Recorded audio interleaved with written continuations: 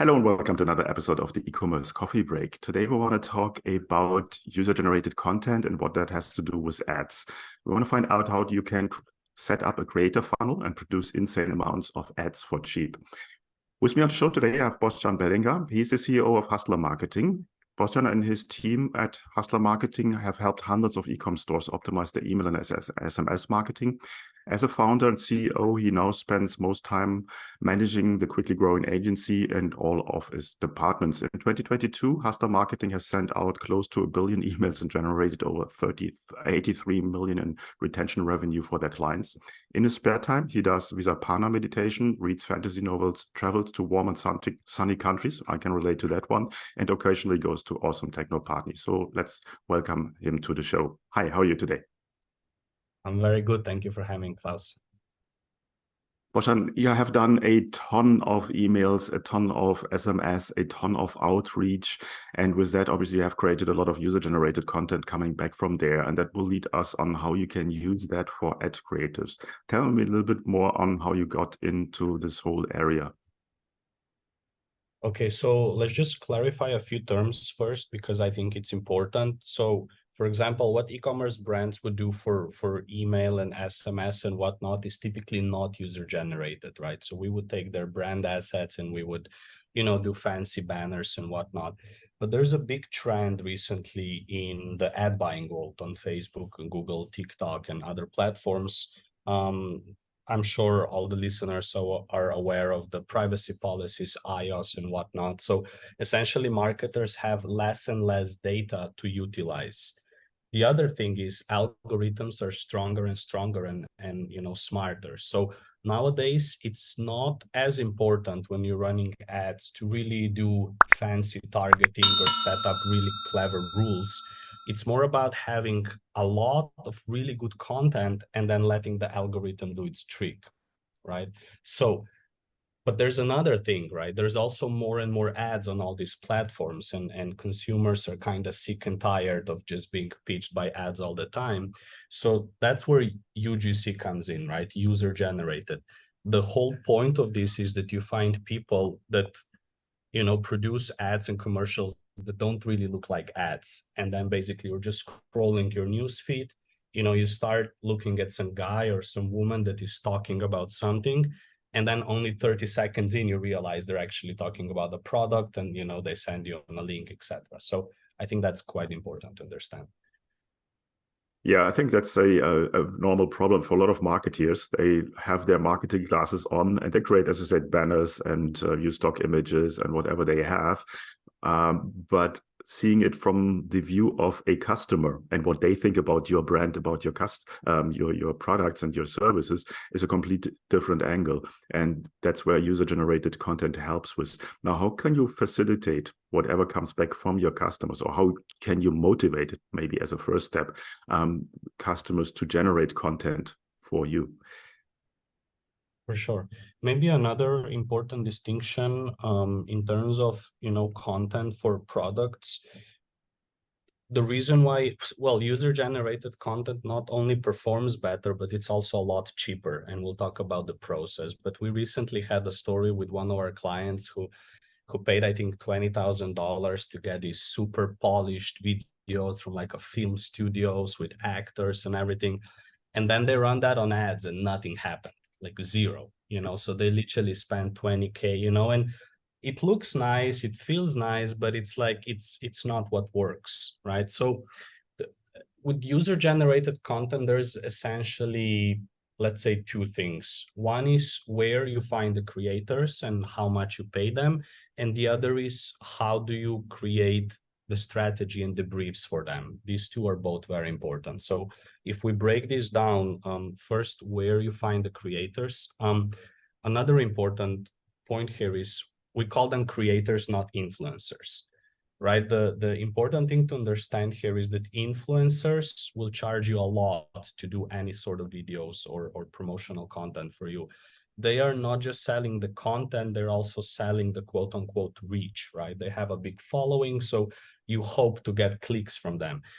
in most cases, the influencer stuff is not really working very well. So, you just spend a lot of money and not get a lot of ROI. There are exceptions. So we primarily do not want, or if you get started with this, you don't want influencer, you want creators. How to find them? There's a bunch of platforms. B-roll is one, and there's like a bunch of others online. You could also go into Fiverr, Upwork, and any sorts of things like that. The goal is to not just find people that like your products. That could also be something, you could email your list and find some customers who are really happy.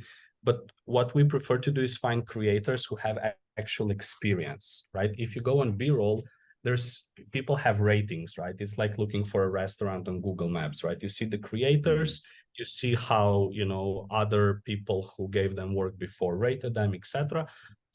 Plus you can see things about them, their portfolio, blah, blah, blah. And then essentially you would just negotiate the fee for them. This could be a few $100s, it could be less, it could be more, depending on what you need. And you could get quite a lot of content from them. And then it's up to you to edit it in the best way possible. So that's one. But I don't also want to rant, there's the step 2 and whatever, but how is this so far, Klaus? Are we talking about the right sort of things? Absolutely, absolutely. Yeah, I think it's very interesting to see the aspect of using creators and the difference to influencers. I think that's what a lot of people do not have on their list. I think they throw them in the same bucket, but there's a distinctive difference in there. Now, once you get this content, how do you use it in the best possible way to feed the monster, for instance, Facebook ads, Google ads, with new ads, with new ad content? Great question. So, there's 2 parts to this. One is the editing itself, but even before the editing, there comes the creative brief for these creators. And this is where I think a lot of brands get it wrong, or they get overwhelmed, because it's actually really hard to work with creators. Not all of them, well, almost none of them are marketers, right? So they don't exactly know how to present things in the best way, what currently works in the market, which target words are the right for your demographic, etc. So the way we approach it is we create these very detailed briefs where we would explain to the creator pretty much step by step everything they need to do. We would tell them, say this. We would give them even a picture of how the scene should look like. The briefs are like 10 pages. It's pretty in depth, right? But we literally, it's like, so like they really can't mess it up. We kind of outline everything step by step. We give them plenty of examples and exactly what we want them to do. And then they send all that raw content to us. We ask them for a few images and whatnot. And then it comes to our team to edit that. Editing for, TikTok, Facebook, etc. is kind of an art in and of itself, but it's also not rocket science. A few important things. Well, anyone who runs ads kind of knows this, but you want short videos, 15 to 45 seconds. You want a lot of very fast cuts. The rule of thumb is every 2-3 seconds, there's a cut to kind of keep that attention, which is very fleeting these days. And another thing that we like to do is the first 3 seconds are key. So we're trying to come up with some really weird and kind of like the scroll stoppers, like as weird as possible, as controversial as possible. It has to somehow, those first 3 seconds, they need to stop your attention and get you to watch the rest of the video. And it's, in essence, this is it. It's not rocket science. And if you do this right, wow, I mean, the results can be really drastically different. Mm-hmm. Coming to the style of the content that you create, I think you touched on that quite nicely. There is, for which kind of age group or audience does this kind of content work the best? What's your experience there? Oh, all the age groups. That's the funny part. It's, like back in the day, people would say, oh, TikTok is just for the kids, right? Not exactly. So of course, it's TikTok is not for exactly all the age groups in all the sort of different percentages, but the different people use different platforms. For example, on Facebook, we work with, one of our brands is called Blendjet. They have this fantastic product. And what we see is that people of very different age groups buy this same product. So what we would do is when we work on creatives for ads for them, we would create different videos, different types of videos for different age groups. For example, For older age group, we actually used, some older women, maybe 50, 60, sort of the archetype of a grandma. We put like a younger kid inside of that and, kind of try to show that love and connection together with the product, etc. Whereas if we took like a younger demographic, let's say a 30-year-old woman or a man who's trying to keep fit and healthy, we would kind of do that with, more like the healthy lifestyle, diet, etc. So there's like different things you can do, especially with bigger brands that do sell to different demographics. You can't market to everybody with the same thing. Mm-hmm. When it comes to the selection to the creators, so that there's different platforms where you can search on or even go on Upwork or Fiverr. What's the selection process there? How do you or the brand, your client, have influence on picking the right person? Yeah, so great question. I think it comes down to your strategic process even before you set out to do that. So once you identify who your target customer is, of course you should know that if your store has any success, then you should know or you can try to brainstorm on which demographics they will most listen to. I can give you an example of another client that's selling it's a really cool product actually. It's called Sweetens Vibes. It's some intimate vibes before sex. So it's slightly controversial for some, but it's this like tissue, right? That's pH neutral, a super amazing product with like nice taste and whatnot. Now, when the founder started with this, they thought that women will be buying these the most, right? So first we would market just to women, etc. As it turns out, with testing different creators and different customer avatars, we saw that actually a lot of guys are buying this.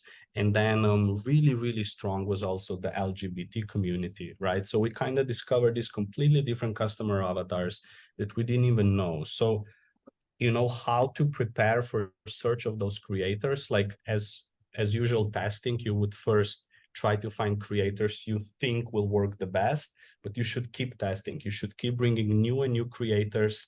And of course, with the ones that it works, keep them, try to retain them. You could try to make them the brand voice or whatever, but you should keep trying to bring new ones because let me just add this and then make a stop.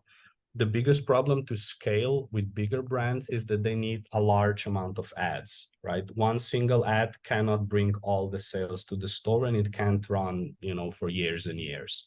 So what you need to have is have many different winning ads so that you can scale those, ad spend budgets. So this is why you want to have many creators and then do a lot of editing, mix and match, try 3 seconds of this, 3 seconds of that.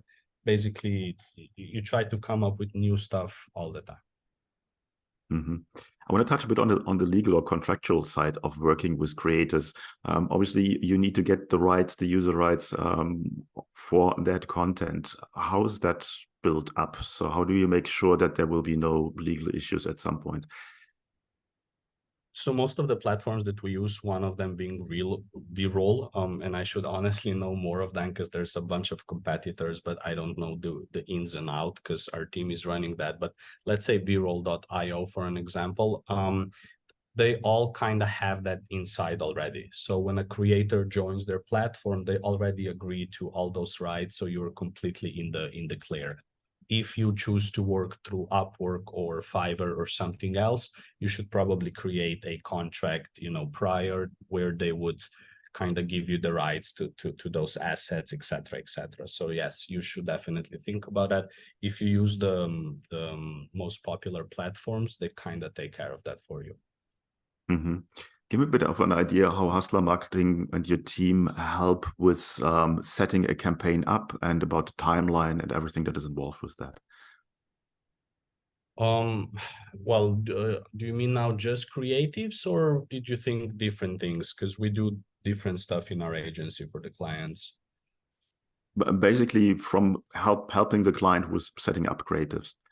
Mm-hmm. So essentially, first we would talk to the client. We would present them with this. I believe the two biggest USP, unique selling points, are the fact that we find the right creators and then manage them. There's a lot of legwork. Hey, did you send this? Did you get the product? Blah, blah. So finding and managing the creators and the creative brief. I think those two are the most difficult ones. We spend hours and hours on those creative briefs. So we kind of explain this to the clients. In many cases, they're very interested. Right now, we actually have a wait list. We can't even deliver all the projects that, you know, the interest is for. And once, you know, the client kind of think, okay, we want to try that, we basically get started. We do a quick analysis of their brand. We start the creative brainstorming process where the copywriter, account manager, and some others would meet and think about, hey, you know, this is the brand, this is the product. What are 2 or 3 different customer avatars that we can cater to, right? And we're like, oh, okay, maybe it's a younger woman, maybe it's blah, blah, blah. And then after that, we would find those creators. We would ask the client if they like them. We would send the briefs to the client to approve if they like that type of brief. And once the client says, okay, we basically send the products on the client's behalf to the creators, send them the briefs, get everything edited, and basically the client just gets the finished product. So it's a pretty cool process. And honestly, it's not so expensive and there's no commitment. So they can just test it once. If they get a batch of ads that they like, that's great. And then if they don't like it, they can always stop. You know, they didn't risk too much besides, you know, a few $1,000s for like 30, 40, 50 ads, etc. So it's pretty solid. Mm-hmm. When it comes to implementation of the content for the ads, how often do you think they should replace the ads with new and fresh content? As often as possible. We're talking about, depending on the size of the brand, but we can be talking about 100 different ads per month or more. Yeah, it's becoming hard, you know, like that's the thing. Back in the day, you could have like 3 new ads a month and then you could scale with that, but nowadays you can't. The competition is rough, the ad fatigue is in the game. This is why you have to kind of always be looking for that next thing. You know, there's different trends in TikTok, like the robot voice, right? In many cases, an ad doesn't perform, but then we do the robo voiceover thing, and then all of a sudden the ad performs, right? But I would say, depending on the brand, if they're making, say, 100K a month, I would say at least 40 different ads a month. If they're doing more than that, then even more ads. Also, when we say different ads, there's a few definitions that are important. You could have what we say is concept versus variation, right? So you could have 50 ads, but it could be, you know, 5 ads with 10 variations each, right? So that's not the same. So what we try to do is to have each concept to have maybe 4 to 5 variations. And the variations is usually just different first 3 seconds. That's the key part, right? Because if those first 3 seconds, so we call that the hook, right? If the hook is not successful, then they won't see the rest of the ad anyway. So what we try to do with a specific concept is we try to put different hooks in front, and whichever of the hooks kind of works, they will see the rest of the ad. Okay, this is our winning variation for the specific concept. So this is kind of how, you know, like you scale and test this. Mm-hmm. That shows, specifically for smaller versions, how difficult it is to get a successful campaign up and running on Facebook nowadays or on other platforms, because you just need to create a ton of volume. And if you don't have the in-house capacity to do so, then outsourcing is the best way to go there. And specifically coming up with hooks, I think when it comes to the creative department, you need somebody who's really on the day-to-day business involved with that to come up with the right ideas. Now, who's your perfect customer at Hustler Marketing? We work with different brands, but I would say they should be making at least $50,000 a month in terms of revenue. That's like the lowest. But if we talk about ideal, 200,000-300,000 a month is better. You know, $1 million is even better. So we're kind of trying to get into this whole, you know, next level. But it's kind of difficult, you know. I understand that it's harder for the smaller people too, but if you don't have the ad budget, you know, if you don't have at least $10,000 of ad budget, then it's gonna be tricky. You know, it's really, the competition is so rough that you just, And the worst part is that you never know, right? You never know if it's going to work or not, but that's sort of the gamble that you have to be prepared to take. So it's definitely not easy. Yeah, no, it's not an easy game. Things have become much, much harder. 6-7 years ago, Facebook was a free for all. It was very easy to become successful, but it has become not only harder, but it has also become more professional. That's on the good side. Sort of had sorted out the market for all the bad apples that were on the platform. Where can people find out more about you guys?